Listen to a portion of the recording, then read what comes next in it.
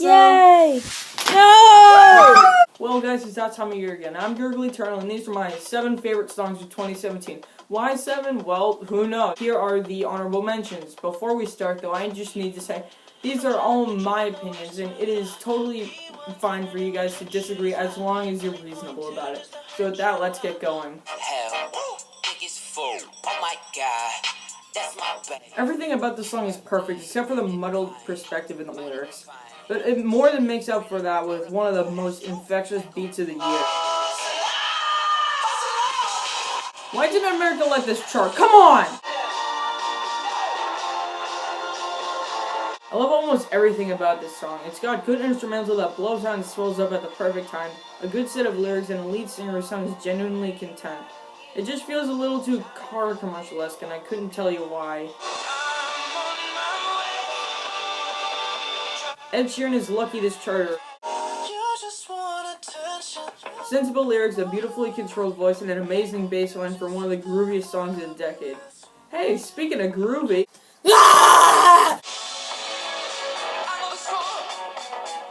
I've heard some of The Killer's older stuff, and I'll say they're pretty good.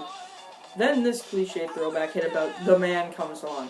How would anyone make this work? I think one of the best things about this is that it is a self-parody, so every line about how he's the man with the plan is a joke. But that alone wouldn't make it onto the best list, but the vocals do. Whether you think of it as a parody or not, this guy's voice has an insane amount of confidence and groove, on top of that sharp guitar, which has the most effective pounds at the end of each line, giving it a great bigger-than-life feel. If I had 2 words to describe it, they would be wonderful, wonderful. Get it? Because that's the album name. Get it? It's funny. It's funny!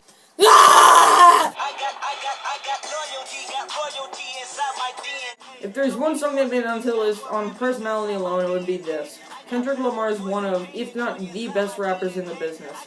He has a voice that is both aggressive and smooth at the same time, and always brings his lyrical A-game. At least whenever I listen to the lyrics. Except for this song, he brings his lyrical A+ game to this gem. It seems like any other brag rap until the lyrics straight up admit to being possibly damaging to the main audience. But it still plays out coherently. This is why I say that hip-hop is more damage to young. The production is also top-notch. There's never a dull moment because it just keeps adding new elements to keep it fresh. It feels alive, even if it died out fast on the charts.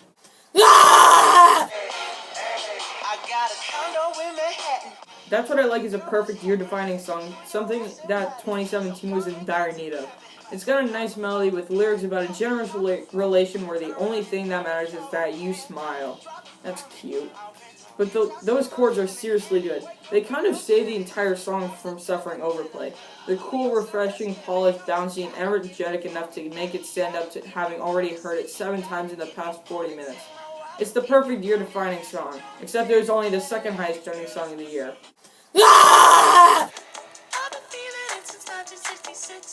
Do I even need to explain why this song works? I don't think I do. Everyone likes it anyway.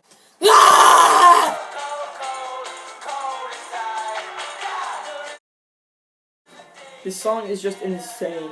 It starts with lyrics about basically being dead inside. The atmosphere slowly builds up to the chorus when everything just explodes into a mess of insanity, with the guitar from the intro just peeking out through the lead singer blasting his lungs out, the savage conveying through a smashing tambourine, and eventually the ringing bell of hysteria. And the bridge, the exhausted voice that just gets higher and weakened until a grinding guitar comes in, and the original melody still peeks through just a tiny bit, and then DOOM! It ends. Everyone who considers themselves a fan of music needs to listen to this, preferably with earbuds, at full volume.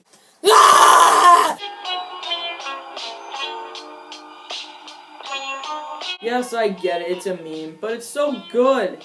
It can convey so many emotions, and the piano keys at the end bring out a sense of glory, the emptiness and the echoes bring out a sense of fear, the bouncy chords are happy, and just about every aspect can convey sadness. The best part is, these emotions it can convey never clash for center stage. It's mostly because I'm the only person who can find happiness in a song that sounds like this.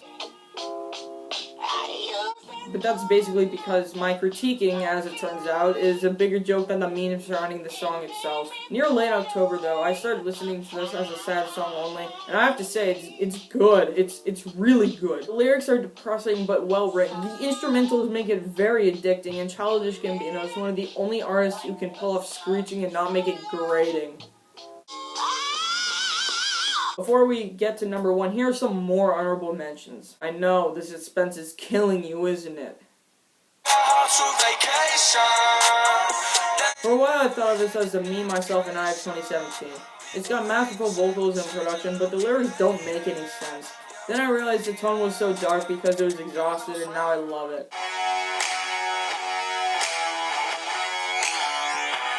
Do do do do do do do do.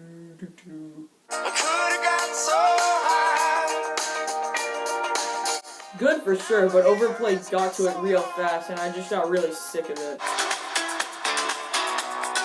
See, this guy's got talent after all. Kendrick Lamar really was the best artist of the year. This would also be because...